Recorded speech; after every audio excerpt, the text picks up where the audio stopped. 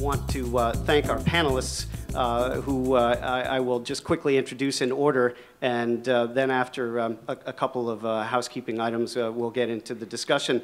Tariq Khan, who is immediately to my left, is the COO and president of Mlim, which is the largest global online community for Muslims. I actually met Tariq last year and met his CEO. This is a tremendous company, and Tariq has really helped them grow enormously, and he is based here in New York. We're very, very fortunate to have him, so a round of applause for Tariq. To his left is Madis Kesars from the Make agency. Madis has done quite a bit of work helping brands, Middle Eastern brands in the West, and is doing more social media work, has some very interesting perspectives on working as a Muslim in the West. And to her left is Mahjad Tusi, who's the founder of Boomgen Studios. Mayad is quite a hybrid, hyphenate producer, cinematographer, and man with the cap on this panel. And he will show you some of his work. A big round of applause for Mayad. And last but most certainly not least, I'm sure you're thinking, what's a nice Jewish girl doing on a panel like this? Dana Offenbach is the producer of one of the most timely films, certainly Mlim, and she will tell you about her journey in making that with its director, Qasim Basir. And as I said, she certainly has some great timing for really pushing this film again. I wanted just very quickly to state that the timing of this event, as I said, is really tremendous, not just because of what happened last night, but also what will happen hopefully in the days ahead, which is that May 1st, 2011 may in fact become the beginning of the end of Islamophobia in the United States. And I would hope that we see that. We really wanted to get into understanding all kinds of different stories that could be told by Muslims who are working in the West. There's a reason I was playing Al Jazeera English earlier, not just as a nod to Riz Khan, but also to get people to speak out and demand their Al Jazeera now. It is a crime that this channel, which is doing the best coverage of the Middle East, is basically blacked out in the United States. So if you can go there to aljazeera.net, demand Al Jazeera, put it in your zip code, you will get on a mailing list, you will get information from them, and hopefully we can expand this. So that's another thing. And of course, you can also watch that live stream yourself. Obviously, there are many events that are going on right now about the Arab Spring. We think this is really the first, and as I said, the first in a series to address what producers who are of Muslim faith are doing in the West and globally, as all of our panelists will tell you. Of course, we have many Muslim producers in the Guild. We want to diversify their voices. And of course, I told you about what's happening with our recruitment. So that's it for me for now. I'm going to come back after some presentations. We're going to do a panel discussion and then get to your questions. And without further ado, Tariq Khan from Mlim. Thank you. I truly appreciate the comments that you made. Let's move on. On a serious note, I think it's about time that we really look at this as a business opportunity. There are 1.5 billion Muslims, just like their consumers. I'm a marketer by profession, so I look at this as a great opportunity. Next few minutes, I'll just walk you through who we are, what we do. This is really a slide which is a contribution from my attorneys. They just wanted to make sure that they have some contribution in this presentation. So I'll just quickly skip that. The changing face of America. I've been living in this city for the last 26 years. When I was in college and I used to go out of US and I used to tell people, I'm from America, and they say, you don't look American. And today I go there and no one ever questions me about that, because every third person in this country represents a diverse ethnic culture. So the new generation is very different, and they're changing. I sit down with my teenage kids on a dining table and I want to have a conversation with them, and they said, Dad, why don't you text me?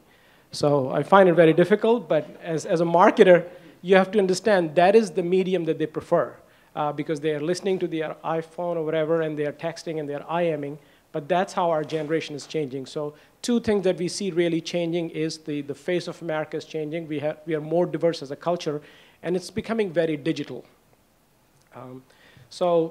Recently we interviewed on CNN, and they asked what was one of the main reason of this. I think it was social media that really played a very critical role in changing the world. And as you have seen that now, social media is really playing a very strong, critical role in politics and every walk of life. There is no shortage of having a branding about the Muslim as consumer, as a market. But lately, whatever we have heard about Muslim is a misconception that exists.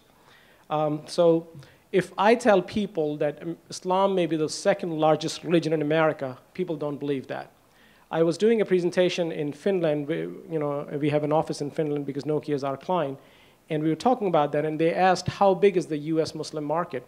I said, it's bigger than the entire country as Finland or Norway and many of these countries. So just American Muslim market, if you think as consumers, if I'm not a baby boomer and I want to target baby boomers, I really have to think how this market reacts.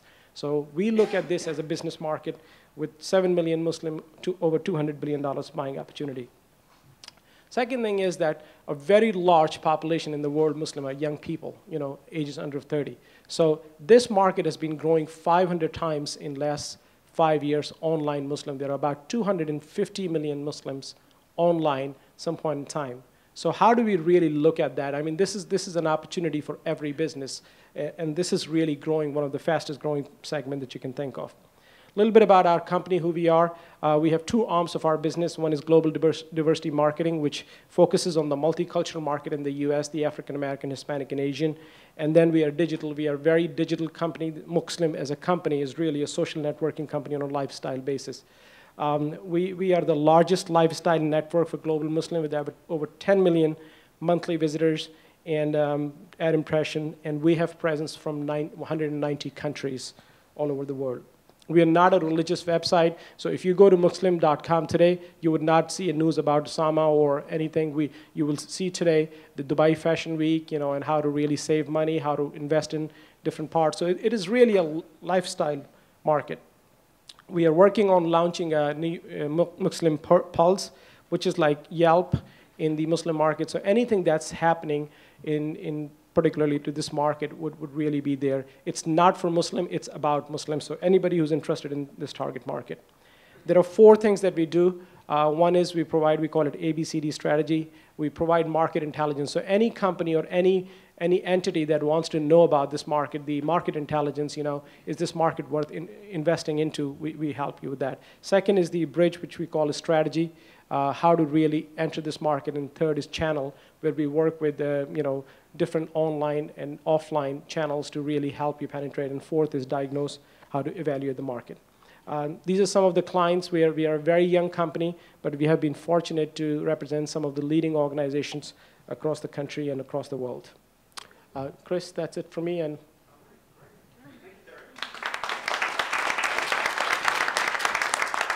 our next presenter obviously has a very interesting approach as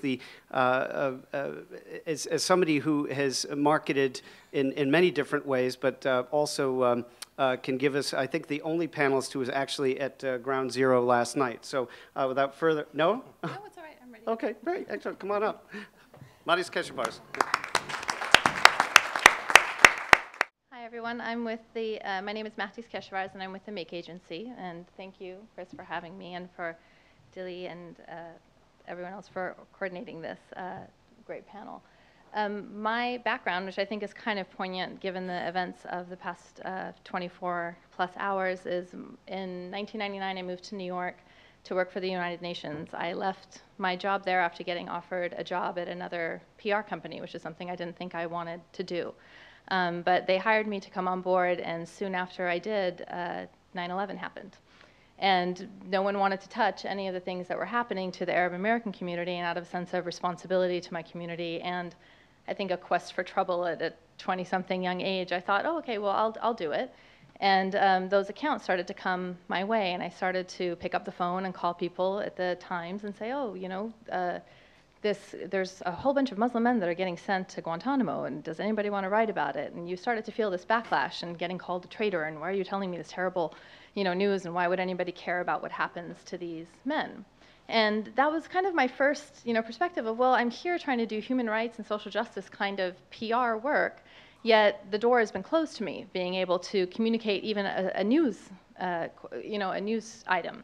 And so that kind of was my first introduction, and I kind of started pushing a little bit harder, wanting to see where that kind of thread takes you.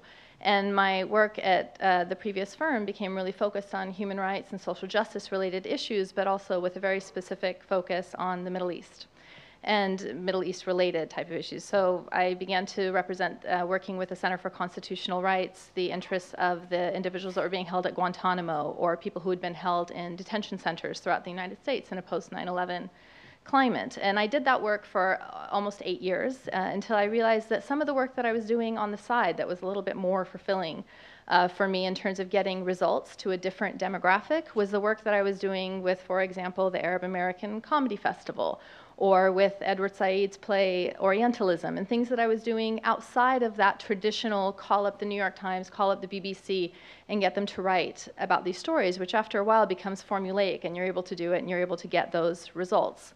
And so I thought, well, maybe there's something to it, and I began to explore the possibility of merging the political, which had already become a second nature to me, with the arts, which is where my interests had always lied, and to think, well, here I've spent 7 or 8 years working with this Arab American communities and the Muslim communities, both here and overseas in places like Iran, where I'm from. And in that, I've been able to find language that works both sides. That I understand what the concerns are in the East, and I understand obviously very well, having gone to school here and grown up here, what the concerns are here in the West. And so that was what established the Make Agency, which is my company, and our focus is on arts, politics, and culture, and the intersect between those three. That by no means means that we don't touch the politics. We in fact represent some of the most unpopular things that you would want to talk about related to Middle Eastern related issues, but it's because we're able to balance that with art and with culture that we really focus on getting the word out, not only to the Middle Eastern and Arab American Muslim communities, because we're quite good at doing that, and obviously with 8 years experience we have the lists and the relationships to do that, but to really be able to merge that to demographics that wouldn't otherwise want to hear that. So my interest is really in the person sitting in their armchair in Iowa or in Cheyenne, and how they would be exposed to and willing to listen and to hear and to look and think about other ideas, which is what we do. And we do this in a kind of a unique kind of formula that we work on, which we refer to as understand and create and network. And we say that because the understand component is something that we're the best at doing, and that's because we understand the client that we take on. We're a bit picky about who we want to work with because the politics is always an important component for us. So we take on folks that we understand, and because we understand what the issues are and the diversity of those issues and the complexity, we kind of have a leg up on a lot of other companies and others that want to get an idea and kind of understand, well, what can we say and what can we not say, and how does religion play into this, and how does issues about politics play into this. And because we have that leg up, we are able to communicate with our clients and really build a culture of trust between them. And in that understand phase is really where the strategy comes in. And I think that you would be hard-pressed to find another company that has focused that much on building a strategy and being able to identify how to take an unpopular story or a difficult issue, especially in this time of Islamophobia and Middle East fatigue, frankly, and be able to get results for them. And that's when the create part comes in. And that create part is much more what you expect from a PR firm, and that's to create the kind of media. We've placed hundreds, quite literally, of front page stories, a number of them on papers and places that you would recognize, the New York Times, the BBC, the National in Abu Dhabi, and those places, and organized events and different projects, and sent ourselves overseas to places like Abu Dhabi and Dubai to be able to communicate some of that, what we've learned here, and to be able to bring people to that side of the world as well. And the last step in what we do is networking. And I think that increasingly that's what people are coming to us for. And our interest is in really being able to take our clients, help them understand that strategy, help them kind of build together and empower them to have a kind of a plan, and help them create the media that they need to do that. And we do that using social media, branding, videos, whatever it may be for them, and then ultimately to network them somewhere. So whether they're a small grassroots organization and they want to be at the United Nations, we help network them into those kinds of circles, or whether they have a small book and they're looking for a publisher, or a film and they're looking for an audience, we're able to kind of shepherd that through and offer expertise and strategy throughout. So that's the short of it. And last night, actually, Chris asked me, having been down at the World Trade Center, my friend Kyle, who is here somewhere, and I braved it after being in Harlem at a friend's house for dinner, and so we went down and drove by Times Square and thought, okay, well, let's not get out of the car here. And we finally got to World Trade Center, and we didn't really have a choice. We had to park because there was a lot going on there. And we got out of the car and we went, and this is some of the terrible scenes that a BlackBerry camera can take for you at 2 o'clock in the morning. And just to share with some of you, and some of the uncomfortable feelings that come up being Middle Eastern and Muslim and going down to a place where in the past year or so there's been so much controversy, especially, and seeing these sorts of scenes, which are great. Everybody's happy to have an end to that kind of fear that's been in this culture, but at the same time, there's a lot of other questions and complexities that come up about where we're headed and how we're doing, and the Islamophobia that's been, pretty prevalent in the past 10 plus years. So thank you very much. Next, we have Mayad Tusi. I don't know if he's got a swap. No, I think he's got everything on here. So without further ado, Mayad. Hello. So I think sitting from up there, I can tell that the bride has a bigger family. No, he looks like a wedding. I haven't been married, but I just sort of was nervous sitting there looking at this thing, going, my family didn't show up. Sorry, I don't have a Bin Laden joke. I think the common denominator between the last two panelists that was on and myself is, as you can tell, we are a little dark, and we have sort of taken what we do and applied to the things that we care about, and I think in itself that is an interesting thing, and one of the things that somebody was mentioning here earlier today was that that this is the time where the American immigrant population, specifically from the Middle East and from the Muslim world in South Asia, is sort of coming into its own. And I think that's what we reflect is just a very natural progression as to what has happened with the Irish, with the Italians, with the Jews that have come to this country.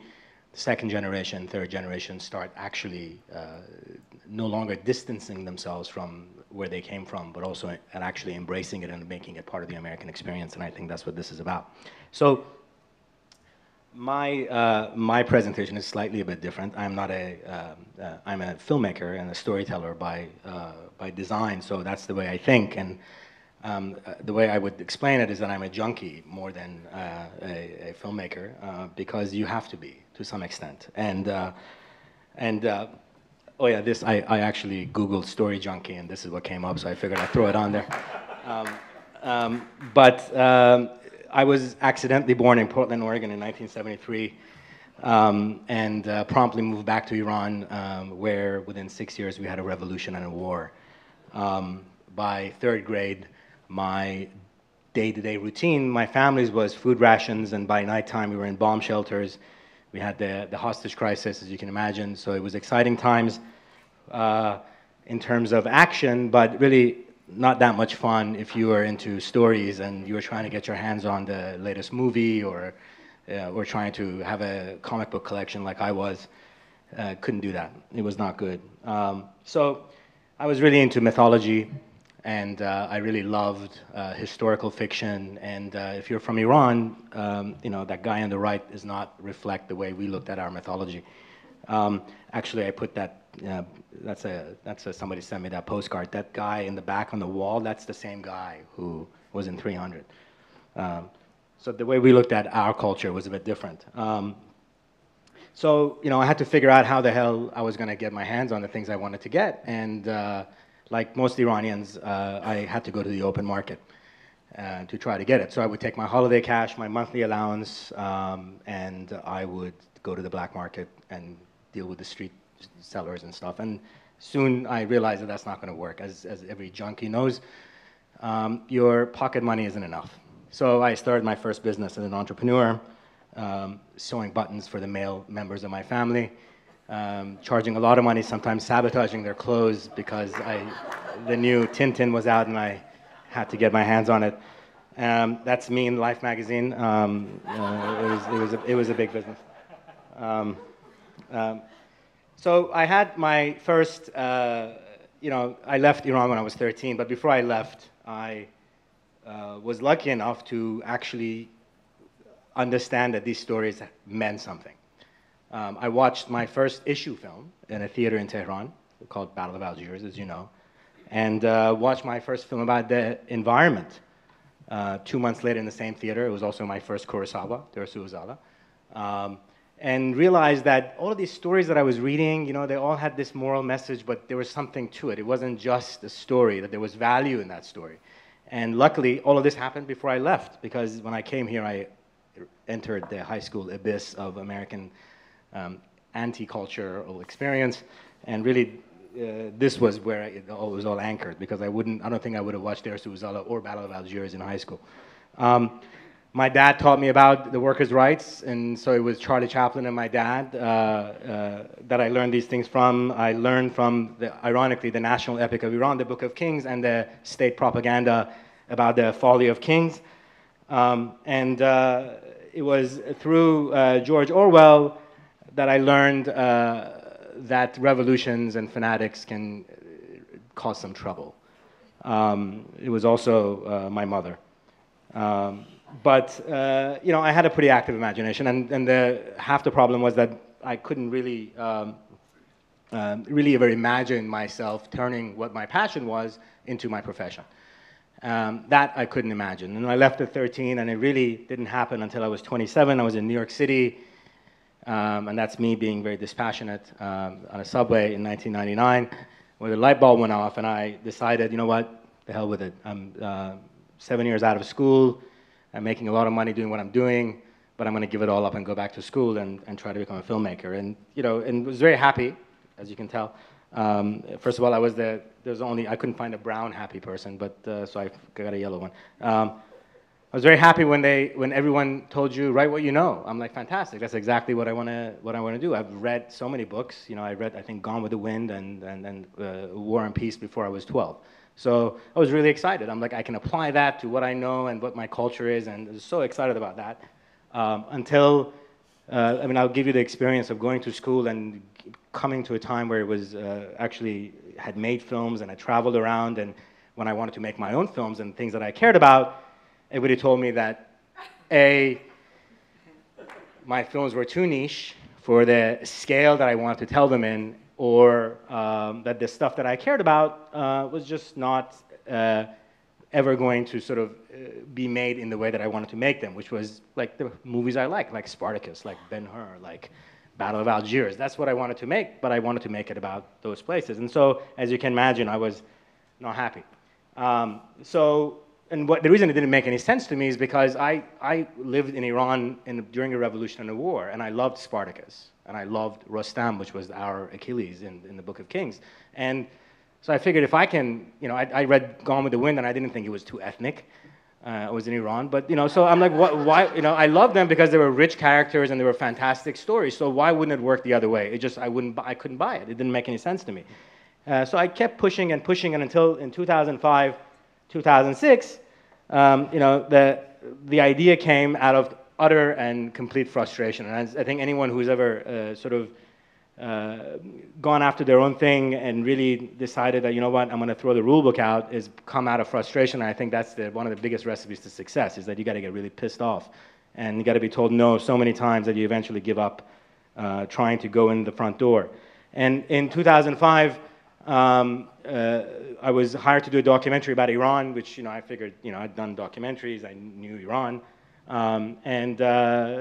When I was told that, no, what you know isn't really what people know, and really Iran, the US is about to attack Iran, Iraq was going so well at the time, and it's the nuclear issue, and really, I know you think that the fact that 80% of Iran's population is under 30 is really explosive and important, but it's really not that important, and what you want to talk about is the nuclear issue, and maybe we can talk about the kids on the side. And I was like, what, the hell with it. And luckily, I was working on it with this guy named Reza Aslan, who became my good friend and my partner, and we had this idea to, you know what, let's create a company in which we make the decisions and then no one can tell us no. And then that was a silly idea because it took a long time before we could actually even say yes or no to anything.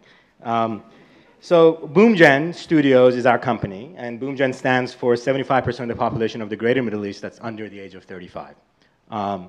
That's what the BoomGen stands for. The reason why we called it BoomGen Studios is because we wanted to talk about a geographical area that was very vast, that consisted of a lot of different people. And we found two things that were important to us that were in common. One of them was the fact that they were all extremely young, on an average 75% under the age of 35, and the other was that they all have a shared history of storytelling. It's happened through a cultural and mythological osmosis over thousands of years before there was such a thing as a nation or borders. And because of that, and even people in the region don't even really realize themselves that they have the same stories, that they have the same sense of morality that comes from the same mythological framework of their lives. And to give you a very easy example of it, three of the biggest religions are Christianity, Judaism, and Islam, and they all come from the greater Middle East. And so yes, we do have this shared cultural mythology, and given the fact that we have this framework, that was very interesting to us. And we wanted to frame our company not by things that were divisive like race and religion, but rather things that were inclusive, that were more of the world that we're coming into. Unfortunately, this was in 2006, and this was the image that people have of the region. So when you told people 75% of the population under 35, they would run out the door and say, oh my God, we're really screwed. That's 75% that was a lot easy to brainwash young kids. And so who knew that within 3 years of us starting, that image, this one, was going to be replaced by this one? We were saying it, but we didn't, in our wildest dreams, ever imagine that this was going to happen so quickly. And so, and have such an impact on the world. One of the most amazing things about this whole thing was that not only this BoomGen, this young generation, became one of the biggest stories of the last God knows how long. They also told the story themselves, and I think, we talked about new media, so I brought the Transmedia sort of presentation. So, and Jeff is here, so I'm really nervous. So this is sort of my sort of talk about Transmedia from the perspective of who I am and this that I hope everybody knows about. So the story of Iran's election, a case study on transmedia storytelling. So I'm not sure how much people know about transmedia. Can we get a raise of hands if you know what transmedia is? All right, so probably half of people know and the other half don't, and hopefully by the end of this thing you'll have a better idea and I won't confuse you.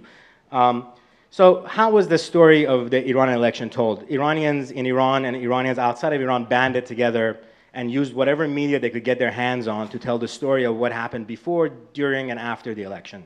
They used images. They used video uploaded on YouTube. They used poetry that was recorded and said over the Tehran night sky. They used comic strips. They used even film and television. They made phone calls. They did all sorts of things to tell the story. And if you really wanted to get this story, you couldn't just watch CNN. You couldn't just be on Twitter.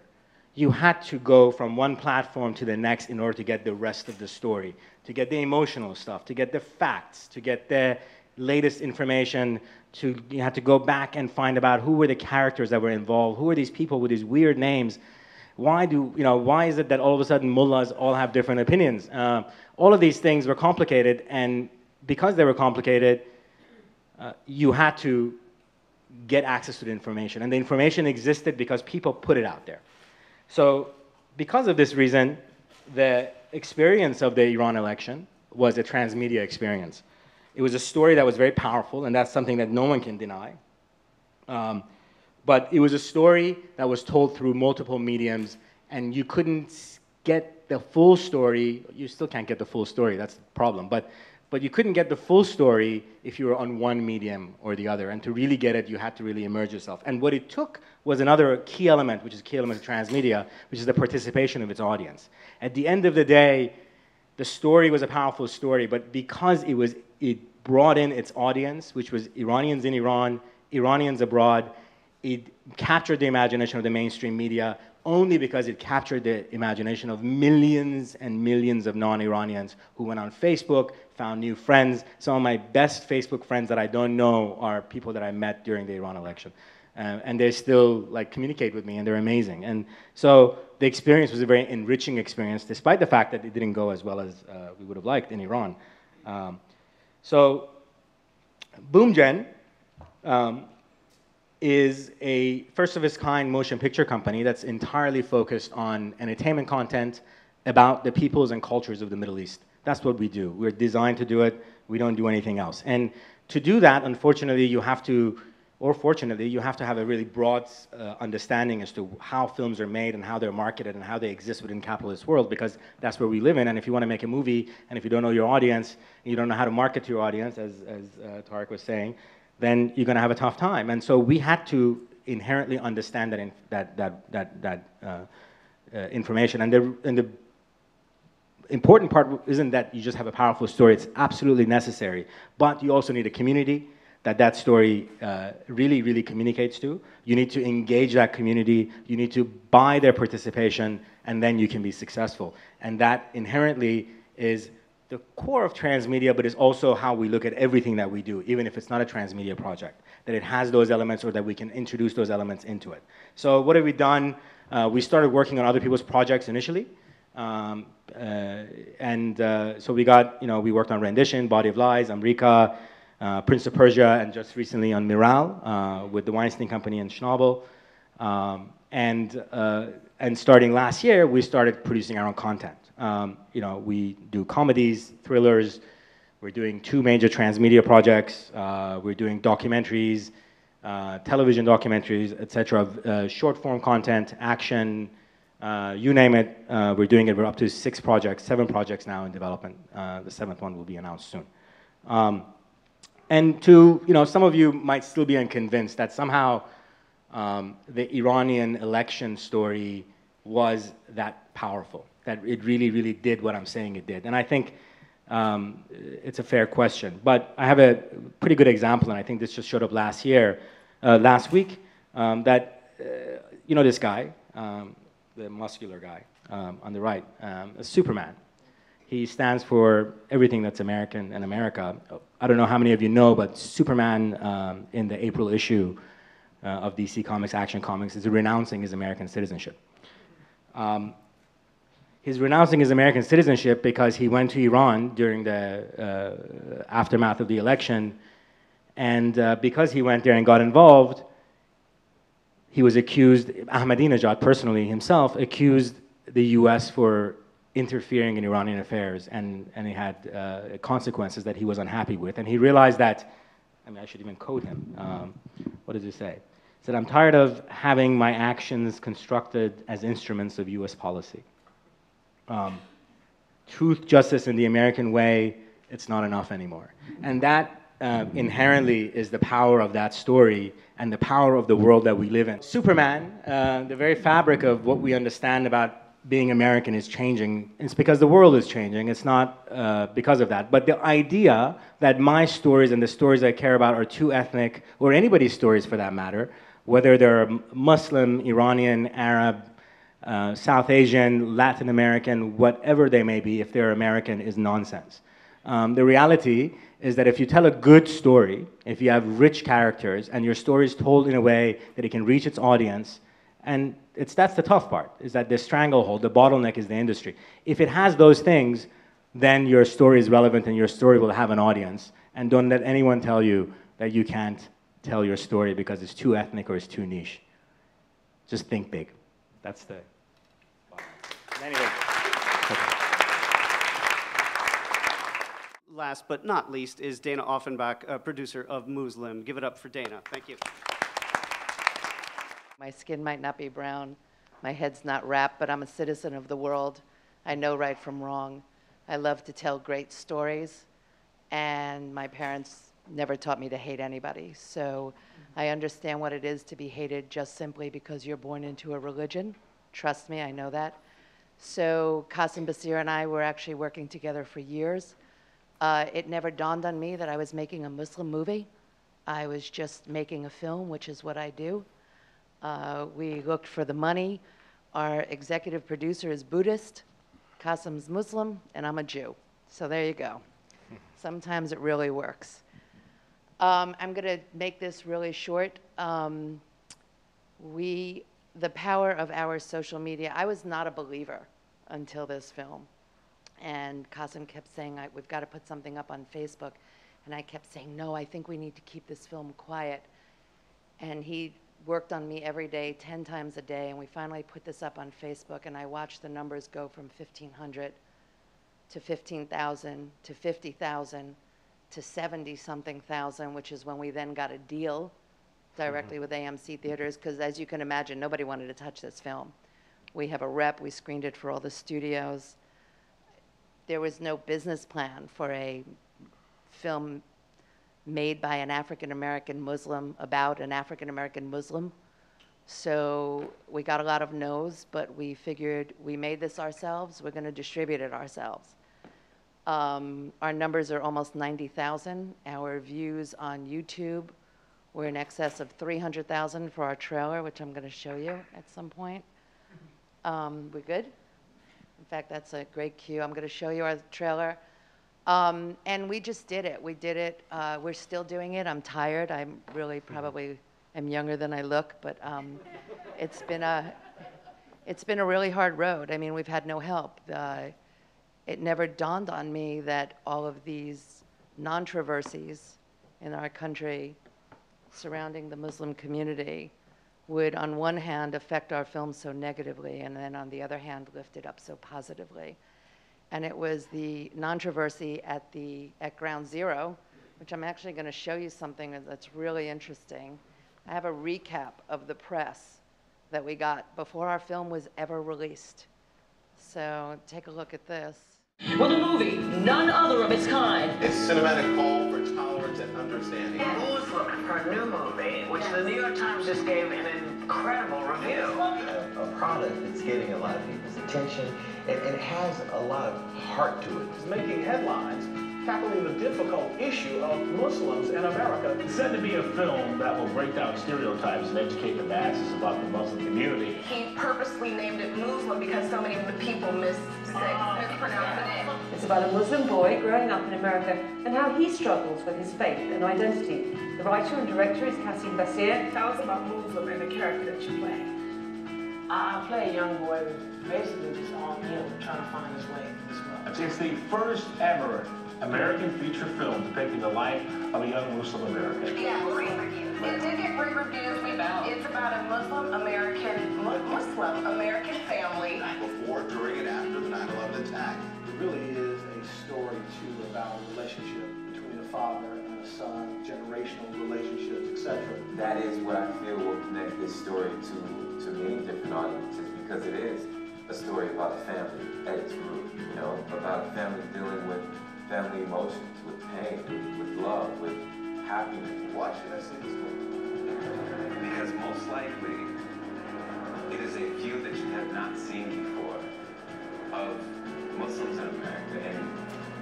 And given what we're facing today, the amount of ignorance surrounding Muslims and Islam, I feel that it's necessary for people to see this.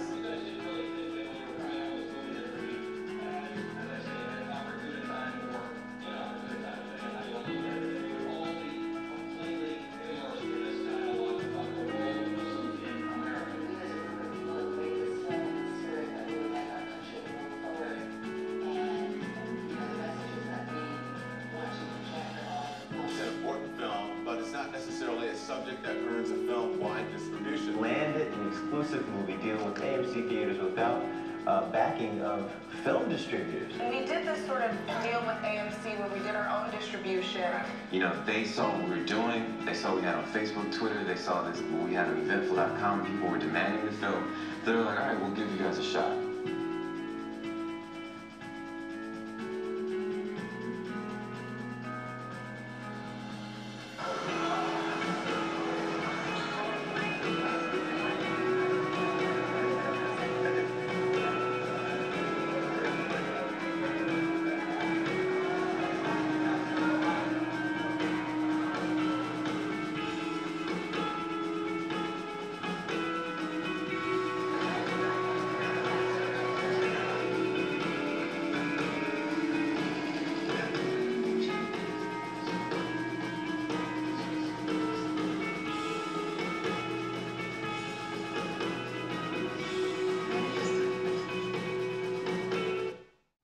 really so proud. I watched this, and we're just so proud of what we were able to do, and we weren't defeated. We knew that this film, like you said, this film, it will find its audience. And I'm going to just show you the trailer, and then I think it sort of all speaks for itself, and I'm going to jump back up on stage, and we'll all talk.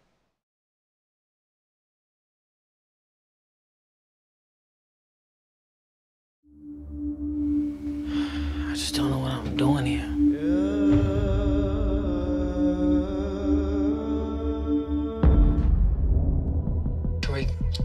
Tariq Mahdi right there. You're in room 512. You want a drink? This is the first time I've ever drank. Hey, having fun? I've never been to anything like this before. This is a melting pot. It's where we live. Oh, you might want to think about reining things in a little. What is your deal, huh? I thought we both requested Muslim roommates, so... My father requested a Muslim roommate. Get your kufi and put it on your head. Yes, sir. The kids at school give them a hard enough time. It's a Muslim name! You can call me T. I'm sure your mother didn't name you T. Ever since that boy was born, you've been trying to create a carbon copy of yourself. My boy's gonna be a hafiz of the Quran. I'm really happy it's working out, Hassan. You used to sound happy. What happened there? I'm Muslim. I'm Catholic. I'm not supposed to be talking to you.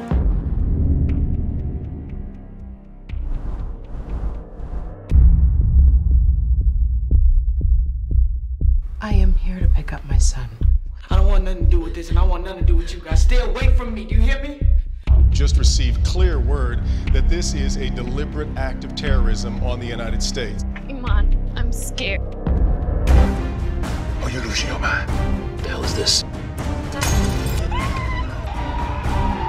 Let's at least take off our scarves. We will not.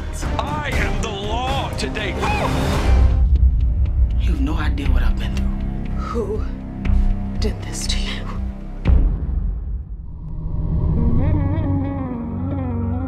I beg you, do not let a few people shape your view on an entire faith.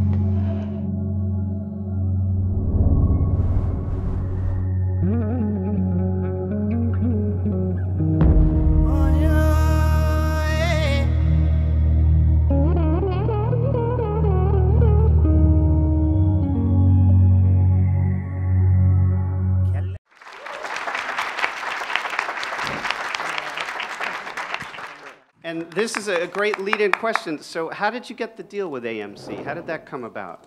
Well, we actually, literally, it was because of our social media community that we built. The short story is, like I said, we put up a Facebook, and you know, what we did is we created like 8 pieces of the making of this film. So we engaged in our online community. And we gave them something every few weeks to come back and look, and we would just watch those numbers grow. And when we hit about 75, 76,000, we put it up on a site called Eventful, a demanded site. I don't know if anybody's ever heard of them. Excellent site if you don't know it, yeah. And it really started for concerts and political campaigns, and they would put up these events saying demanded to come to your city.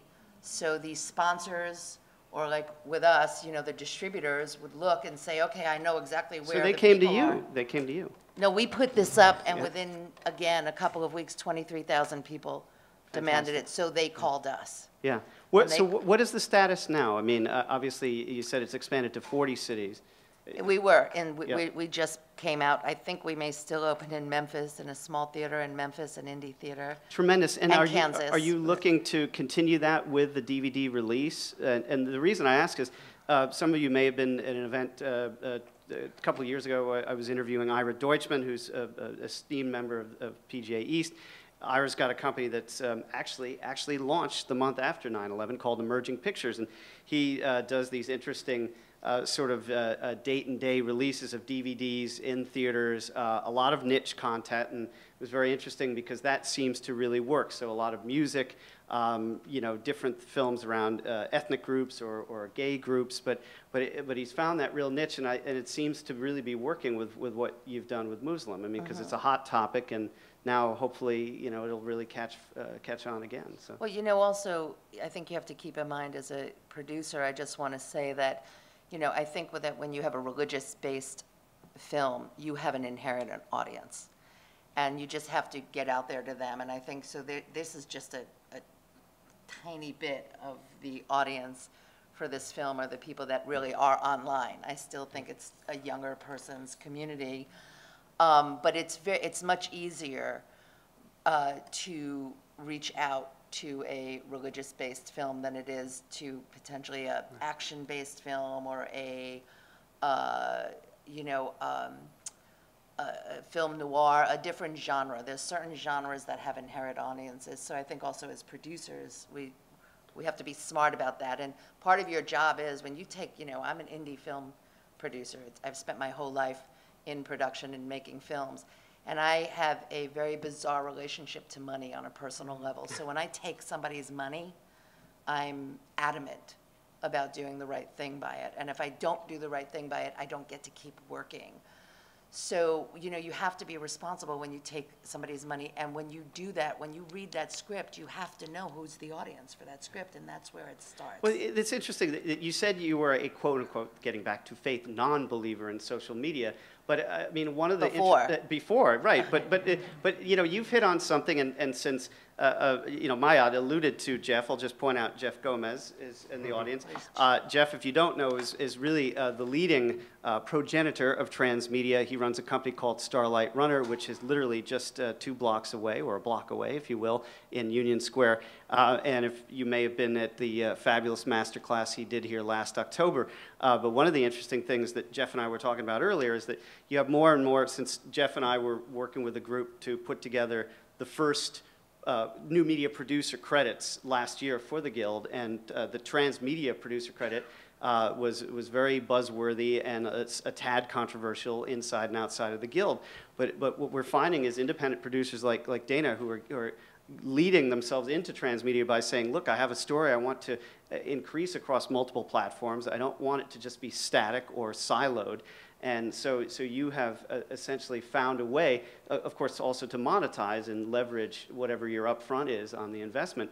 But you know, both the Transmedia and also the youth side of this audience, I mean, I just want to take a step back and say that with all of you know, the xenophobia around Muslim themes and even just cultural ignorance in the U.S., you would think that you know, we would realize that enough winning of hearts and minds and even pocketbooks with an audience of many millions of people, and many of them who are young and you know, as Mayad so brilliantly pointed out, have probably done in a much faster trajectory what you know, bombs could never do in terms of moving things. So you know, and if Mayad, you can just sort of start, you know, and go down the line here in terms of that youth side of things. What does it take to convince a backer, if you will? I mean, you had, you know, somebody who basically was telling you what to do with an Iranian documentary, but even just saying, well, commissioning editor, not a backer. What's that? I was a commissioning editor. But. Yes, yeah. Let's be clear in our terms. Thank you.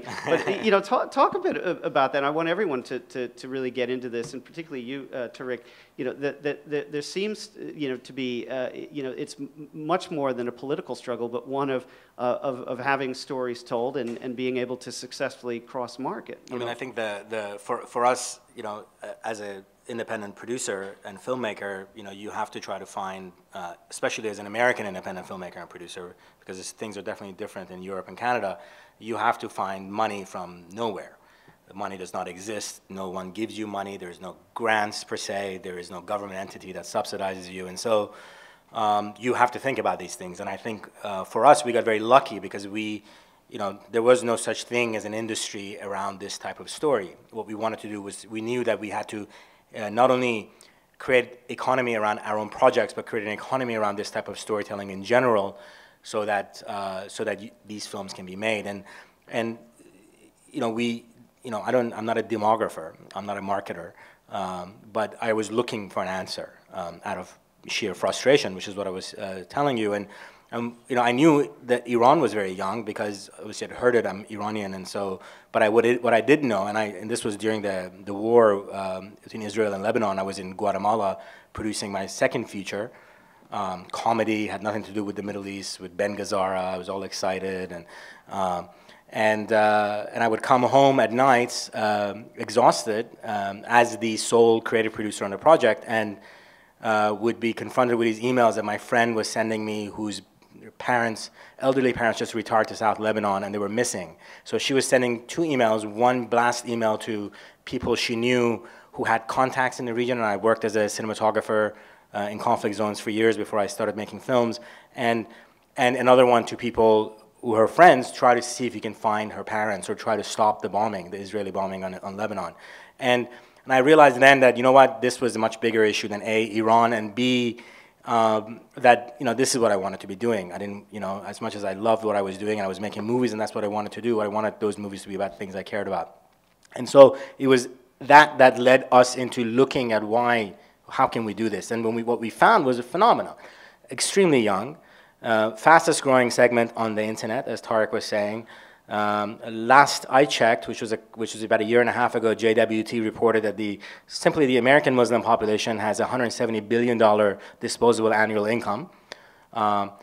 The global Muslim population is currently valued at $3 trillion and is going up to $30 trillion by 2050. That's a big climb. So what does this mean is that there is an inherent value in things that have value to these communities.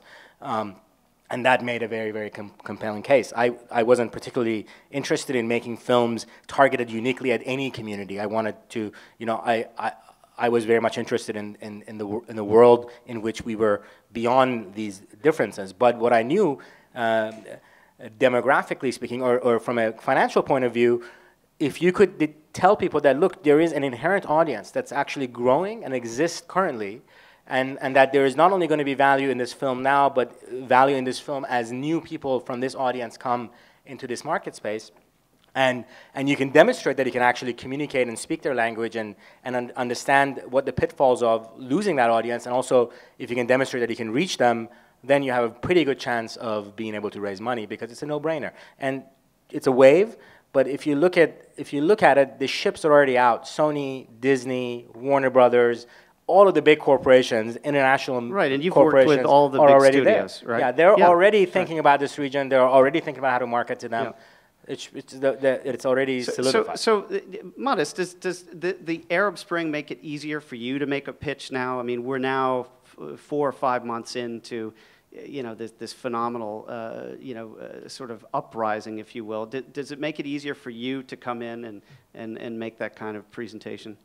In terms of helping clients raise money? Yeah. I think that actually I've been speaking to people and they're actually having a hard time raising money. That's not to say that there's not money that's out there, but I think that there is a real concern at times, depending on the nature of your project, of course, whether or not you're able to raise funds, you know, and I think there's some very prominent people that I've spoken to quite recently that have really wonderful projects that would have legs, and projects that within the region at least would really have a huge audience. They have stars, they have all those components, however, and they're looking to raise something like $50,000, and that's hard, you know, and $50,000 isn't a whole lot of money. And the question for me always, you know, and I think for a lot of my clients is, well, what's it going to take? You know, in this week we have a number of fundraisers and small house parties to make asks for projects that are quite worthy and that have an emphasis, incidentally, on film. But the Arab Spring, one would think, would balance that out and to kind of. Well, is it a leading indicator then? I mean, if we were to do this event 6 months from now, maybe it'll be vastly different. So, but it sounds at least that the conversation is there. It's just that. You know, the flow may not be. One component, just from I think in the media or in some of the work that's out there, is that there is a bit of a fatigue, I think, and it's a difficult thing to acknowledge, but I think that for the past, you know, post 9/11, it's been 10 years, and a lot of terrible things about the Middle East have been happening, and it's in the news all the time, and their economy is bad, and there's a number of different components. It doesn't mean that there isn't a market for it. There absolutely is, and I think that the people on this panel have exhibited that. Well, you know, one thing before he leaves, because I know he's got to leave soon, so I do want to give him a shout out. out, one great thing that has happened is the Doha Film Institute. And we happen to have Chadi Zenedine, who's a resident filmmaker and programmer, and he has materials over there at that desk. And Chadi, are you here? Can you? Yeah, please stand up. Give him a warm welcome. Phenomenal program, and I guess you were a title sponsor of the Tribeca Film Festival, which recently concluded. So please try and buttonhole him before he leaves. If he should leave beforehand, we will get his information to you. In fact, we will just send it out to everyone who RSVP'd, because this is a growing relationship with the Guild and with Chadi and Doha Film Institute. So thank you for coming. So thank you, and to be continued. So Tariq, I mean, Mlim, obviously you presented some amazing figures. I mean, the youth side of this seems to be tremendous from both, you know, inside of the countries that you're dealing with primarily, but also inside of the U.S. as well. I mean, as a truly global company, and you've only really been around a couple of years, but your story is phenomenal. Talk about, you know, how Mlim came to be and really, you know, took off. I mean, yeah, I think the global changes is phenomenal right now. When I went to business school and I did my MBA, and I do look younger than I am, so whatever we learned from the marketing perspective, and I teach at NYU, has changed. You know, we were taught that you need a lot of money if you want to have media. You have to have a huge budget and all that. Today, you really don't even need media budget. There are examples, you know, of companies and brands who are so popular. I mean, Charlie Sheen has 2 million followers. Lady Gaga is really knocking everybody out, and they're not spending a penny on their branding, and they're doing through social media. There is a misconception and misunderstanding by a lot of companies out there. And when we go to the companies and we talk to them and we say that we help you with your social media, and everybody say, oh, we have that taken care of. So recently, one of our clients, I don't want to name them, they said, no, we are doing pretty good. We have a Facebook page and everything. What else can you do? And we asked them to give it a shot because we can really reach a target audience. And whatever numbers they had in followers in an entire year, we knocked that off in a month. Yeah. And they say, where did you bring these people from? And because it's a different mindset. But in any event, I think the reason Mlim came about is that we understood that there is a large population of Muslims. When I grew up, my parents wanted me to be home, and they thought that I'm okay. Today, my 12-year-old daughter can be right in front of me, and she could be talking to somebody 72 in Philippines, yeah, and I have no idea. So the reach is so huge. And to that, and I didn't play this video because you know, we had so many things to get through. But Tariq's quite the world travel. He was recently at the cricket finals, and he had a great CNN piece, and we'll send that to everyone as well because it's just cool. 18,000 kilometers in like a couple of weeks, and he Skyped in from Mumbai, right before the final. Of course, India won. And it was just tremendous. And I thought it was also interesting because we were talking about cricket earlier.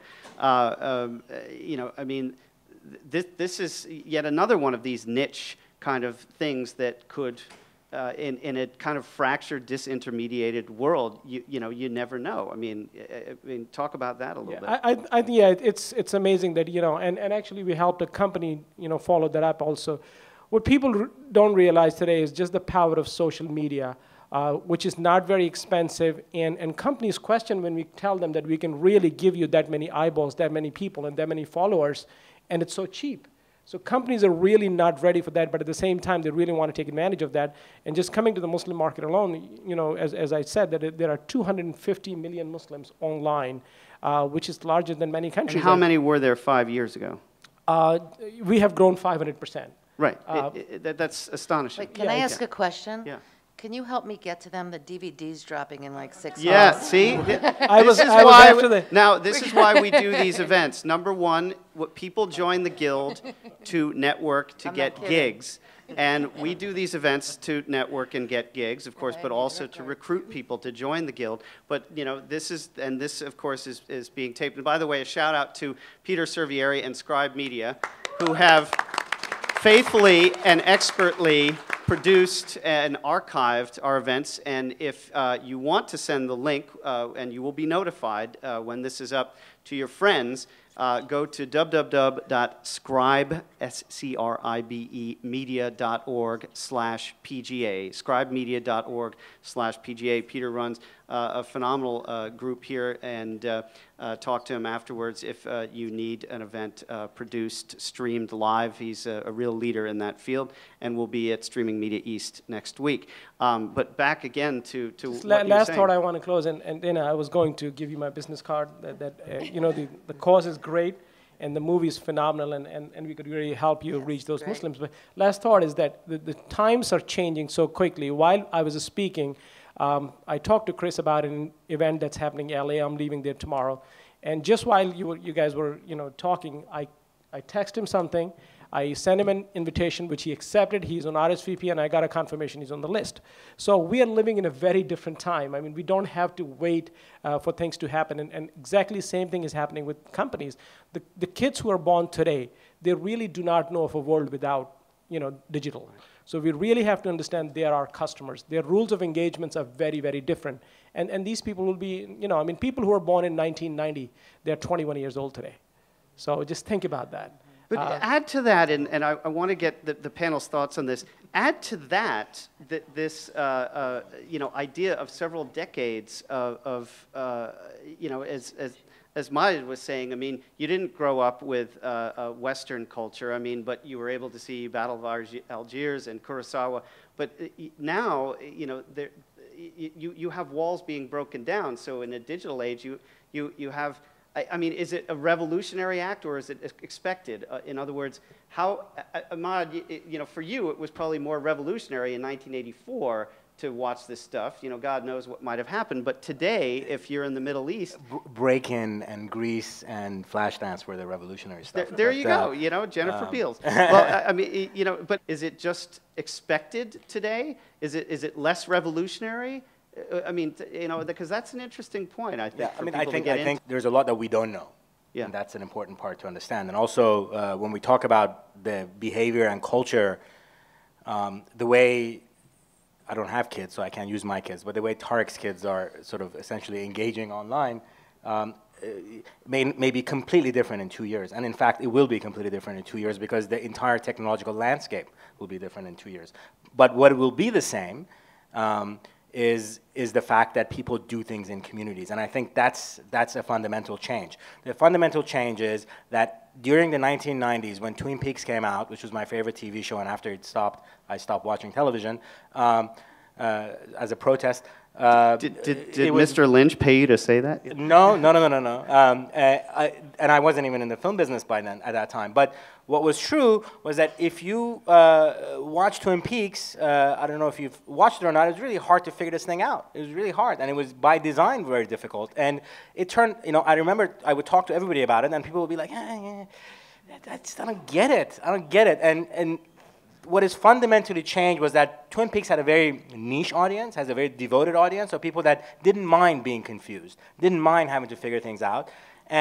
And even then, I think there was an online, who was talking about this? Somebody was talking about that there's an online, even then there was an online space where you could go and talk to other people about what was going on. Yeah, CompuServe had in the forums. So, but what today, old school. Today, you need to have complicated content because people consume content in masses, which no longer are you left in the room with your with your movie and you've got to fend for yourself. You're online. If you're not online at the same time, if you're below a certain age, you're online afterwards. You're talking about it. You're conversing about it. You're gonna put it on your Facebook page, and other people are gonna talk to you about it and ask questions about it. So immediately you're creating education around content and engaging around content. And so we consume content and we consume these things in a community, and that is dramatically different than it used to be before. And that is what's revolutionary. And that's, again, back to Tariq's point about, this explosive growth. I mean, the fact that you've created this superlative with Mlim, it's, the idea would be that yes, you can still maintain, again, as with any powerful brand in a particular audience, but spawn other, whether it's a microsite or it's some other, kind of spin-off. We have 10 million users, and we didn't do that, by the way. I just want to ask a question. In 10 years, what would be the largest country in the world? China. Facebook, really. Mark Zuckerberg started, out of his school, and he has already crossed 600 million, and this just came out of just an idea. And everybody, there'll be two kinds of people in this world who have Facebook or who are not on the Facebook. and the people who are on the Facebook would be larger. And if we really look at it, and he has not even started monetizing that. No. He's sitting with the largest database in the world that has all the information. So anytime you have done anything on the Facebook, anything that you have said and you chatted with somebody, he could sell that. The little thing that you clicked, you know, when you got on that, your information is really, he's sitting with the, and in marketing, we said that data is important, and once we analyze that. And that data becomes even more. I mean, that data is a bank. Yeah. You know, Facebook is going to be a bank, and everything that you put on there gives them a wonderful credit profile of you, your spending profile, your attitude profile. It's a. He has not even monetized that part of the business, you know. So this is, we are really living in a totally different world today. Well, I think that we also have the best example of the power of social media, where we're all witness to a revolution in a part of this world that's going to change the entire world, because young people got information through social media, information that was never allowed in their countries before. And I think, I also have a question. How many people here are filmmakers? And of the people raising their hand, how many are Muslim? Two. Would anyone like to convert tonight? Yeah. You know, just one thing that I don't want to forget to talk about is there were, I'm going to use rough numbers, don't quote me on my numbers. In the last several years, there were 79 or so films made with Muslim characters, and less than 5% of those films had a Muslim character that wasn't a villain or a terrorist. And I think, though, for all of us who are filmmakers or people who create content, and, you know, yes, there's social media. I think that everything that we do in our lives, we need to be responsible people. You know, my first film was Have Plenty, and it was in the late 90s about, you know, college-educated black people. And it was like, oh my God. And, you know, I'm never afraid of, you know, going against the grain or making a film that doesn't seem popular and helping find its audience. I did a film in India. I did, you know, I mean, I've done so many films that nobody else would do, and I'm still working. So I just wanted to ask everybody to be responsible. We're sitting here at a Muslim panel. We're talking about social media. We're talking about people who create content, you know, people like you, like all of us up here, and just tell those stories. There's only two things that matter in film, story and performance. So when you're writing those stories, you know, girl in the background, the girl, you know, this character, well, what if her head was wrapped and she happened to be Muslim? We can do that. And what if my lead happens to be Muslim and we see him pray? And, you know, we just need to make it part of, you know, our country has a history of, first our country hates somebody, they are racist against that person, and then that person does really well. So, you know, first it was the Japanese, then it was the African Americans in the 60s, and then it was, you know, women, then it was gay people, now it's Muslims. So, hey, what's coming next here for the Muslims? Well, I think the Methodists will be the next great hated group. I just, you know, I can't stand, no, just kidding. I'm sorry. No, I think that part of the community building aspect of all this gets into something that, and some of us here who have know Mark Morey, who's a member of the Guild, as a two-time Academy Award nominated documentary filmmaker. I was chairing a panel at History Makers with Mark and a few other PGA members, and a woman, Vicky Sahaios, who did the social media campaign for The Cove, if you remember, which won the Oscar. Great film. And Mark is doing this film on Betty Page, the famous pinup figure. And it's still not finished, but he found his way into creating an online and mobile community that may even be infinitely more lucrative than the film. And back to talking about transmedia, this has been going on for 2 years, and what he thought was kind of this, oh, I'll dabble in here, and maybe it'll help boost interest in the film, and I'll get into all these, you know, people who collect posters and whatnot. It's like, no, you've created your own world. So what better place than to work this through different communities? There is no one Muslim community. Obviously, we haven't even, that's at least 20 other panels here. Yeah. But you know, I mean, modest, you know, from the standpoint of marketing, you know, with Muslims. I mean, now I would think, you know, as I said, that leading indicator, maybe by the end of this year, we'll start to see some of that dissipate a little. At least we hope so, right? Sure, you know? sure. I mean, I think with your film, it's amazing because what's often underestimated is African Americans are the majority of Muslims in this country. And people forget that because they have a very specific picture of who it is, and they're often ignored. And I think that one of the great things about your film is that it highlights that and the diversity that makes up this community. And the more that they're utilized and the more that, people like Tariq and Mahyad and you as well are all doing these projects, and it gives different opportunities and different perspectives. I think the country is not a melting pot anymore. It's a salad bowl where everybody's keeping their identity and they're proud of it. With multicultural person, you buy one, get one free. So what you pay for the, what you pay for the skill and what you're getting is a cultural experience.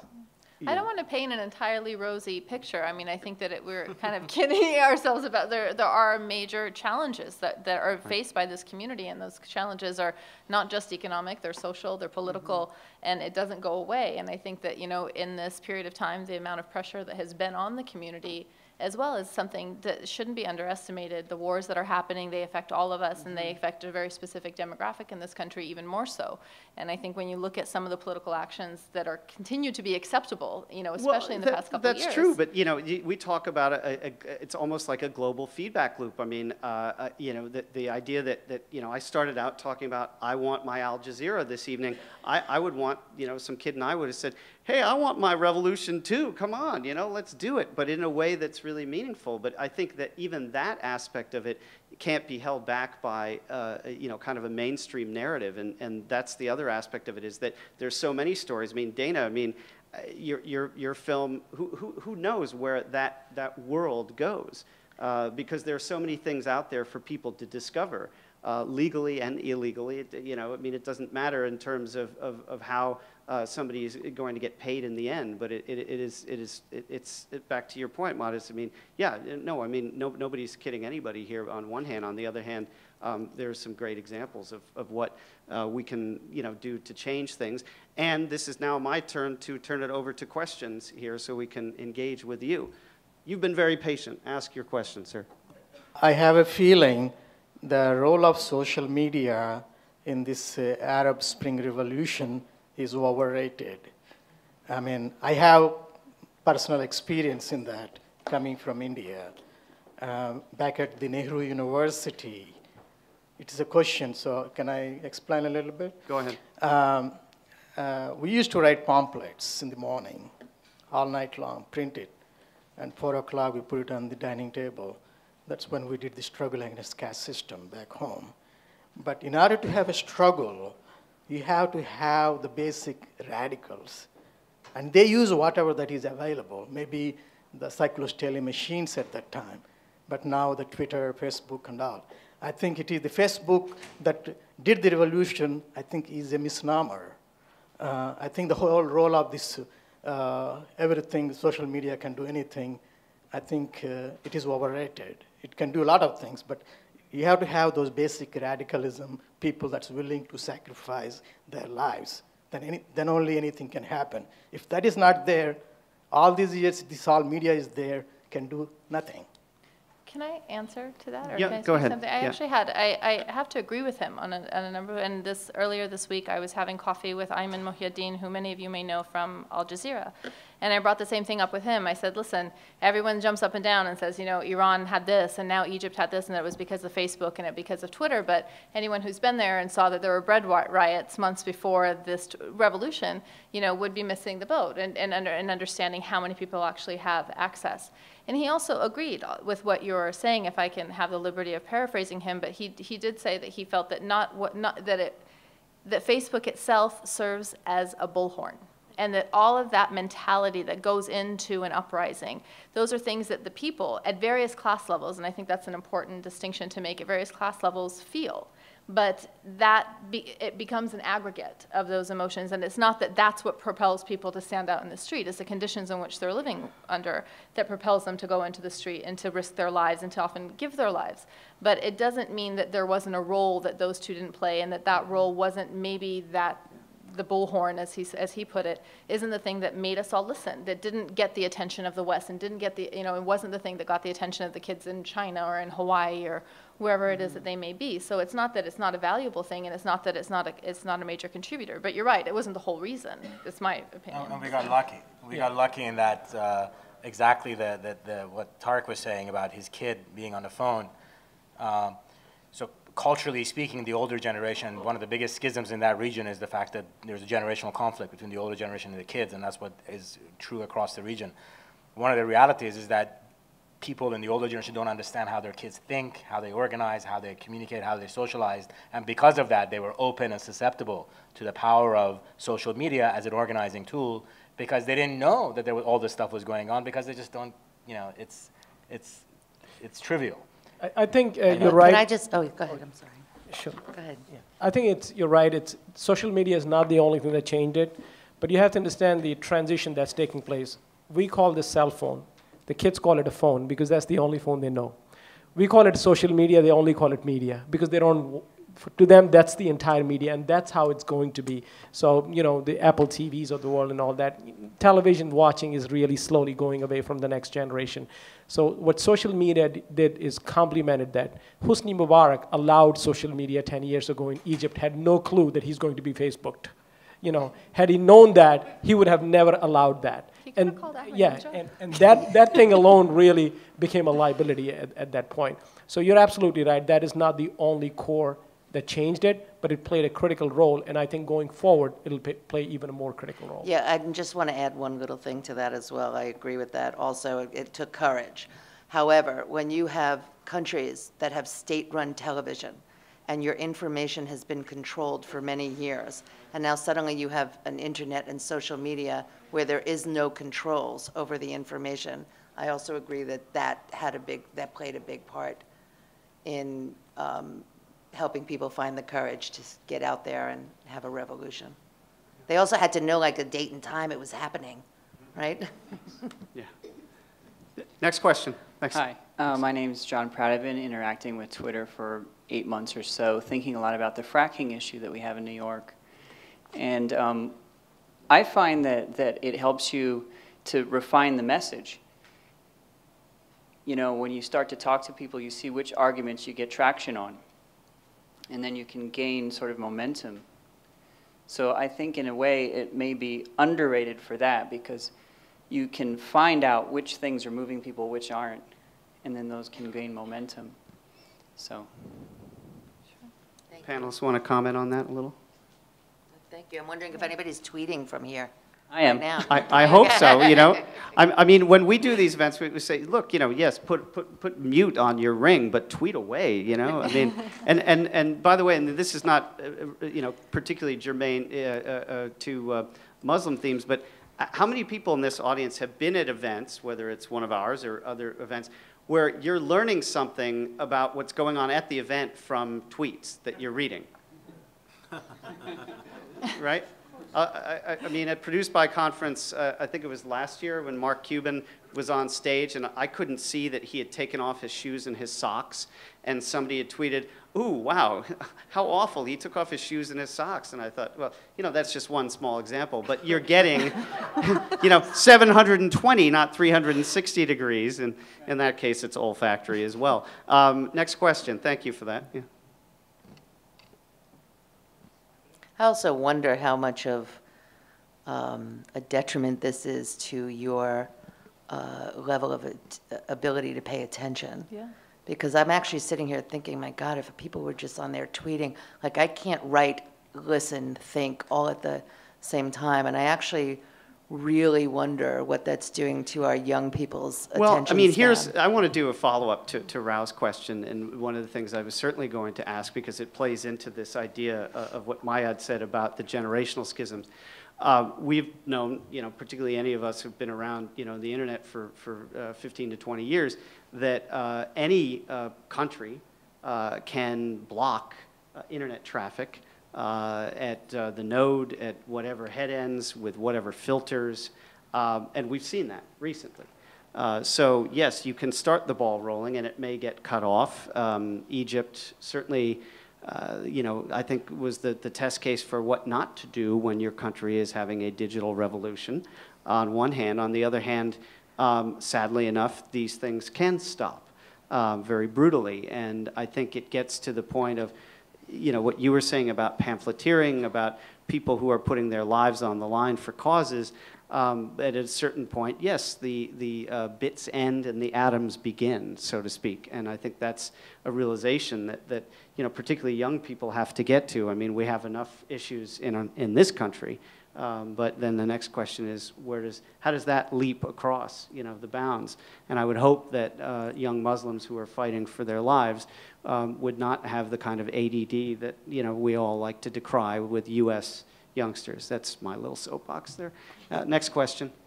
Facebook and Twitter, social media were not necessarily the driving force behind the Arab Spring. But one thing you can count on, one thing we all know, I think it's undoubted, is that story was a driving element in the Arab Spring. And the one thing that, to again agree with many of you here tonight, that I certainly agree with, and we're involved business-wise in this sort of thing, is that social media does help to galvanize and simplify story. And when you do keep it simple, no más FARC, no más sangre, a very simple slogan which united all of Colombia against the FARC, an organization that committed a lot of violence there. You are peeling away differences and factions and uniting a whole people in the name of the simple narrative. And that is enormously powerful and capable of moving entire nations. I certainly think that there are elements in what each of you are doing that is kind of galvanizing narrative and bringing it back out to people and maybe causing them to shift their perceptions a little bit.